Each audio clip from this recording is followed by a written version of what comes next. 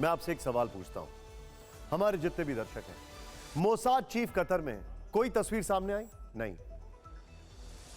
CIA chief William Burns वहां पर पहुंचे, कोई तस्वीर सामने आई? नहीं।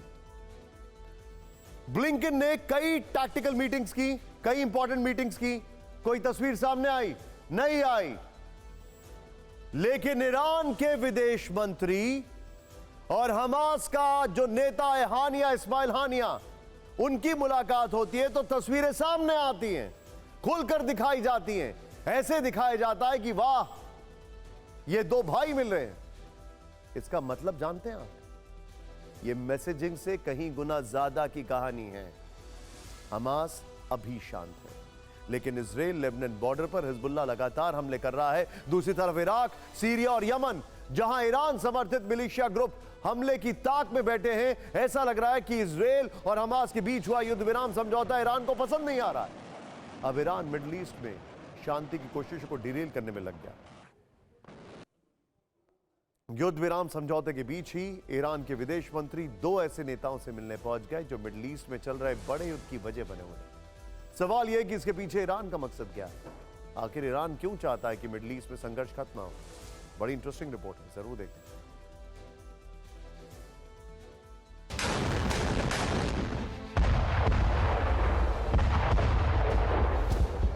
गाजा में भले ही 4 दिन के लिए तोप और टैंक शांत हो गए हों, लेकिन युद्ध विराम के बाद क्या होगा, इस वक्त यही सबसे बड़ा सवाल है। क्योंकि इजराइल हो या हमास, दोनों युद्ध विराम के बाद की तैयारी में लगे हैं।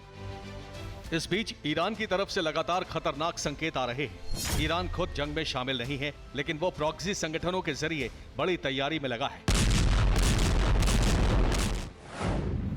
ईरान के नेता हमास और हिजबुल्लाह के साथ मीटिंग कर रहे हैं। ईरान इराक से लेकर सीरिया और यमन तक मिलिशिया संगठनों को हथियार और दूसरी मदद पहुंचा रहा है। ईरान की शय पर इराक और सीरिया में सक्रिय मिलिशिया संगठन अमेरिकी सैन्य ठिकानों पर लगातार अटैक कर रहे हैं और ईरान लगातार नए और घातक हथियारों का प्रदर्शन कर रहा है। ईरान की तैयारी कितनी खतरनाक है, इसका सबूत दो तस्वीरों की शक्ल में सामने आया है। युद्ध विराम के बीच ईरान के विदेश मंत्री हुसैन अब्दुल्लाहियान ने हिजबुल्लाह चीफ हसन नसरल्लाह और हमास चीफ इस्माइल हानिया से मुलाकात की है।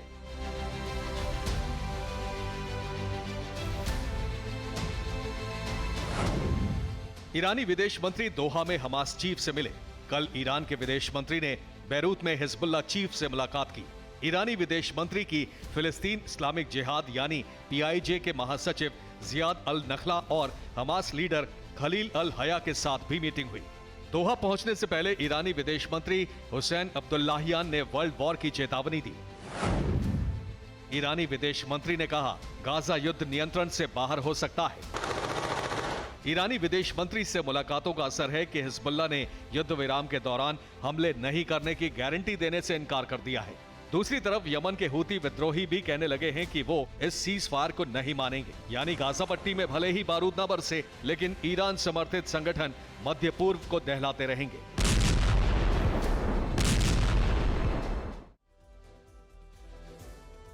यह पहली बार नहीं है जब ईरानी विदेश मंत्री ने हिजबुल्लाह चीफ हसन नसरुल्लाह से मुलाकात की है। नवंबर में दोनों की मुलाकात दूसरी मुलाकात है। सवाल यह है कि ऐसे वक्त में जब युद्ध विराम की बातें चल रही हैं, ईरानी विदेश मंत्री ने हमास चीफ और हिजबुल्लाह चीफ से मुलाकात क्यों की है?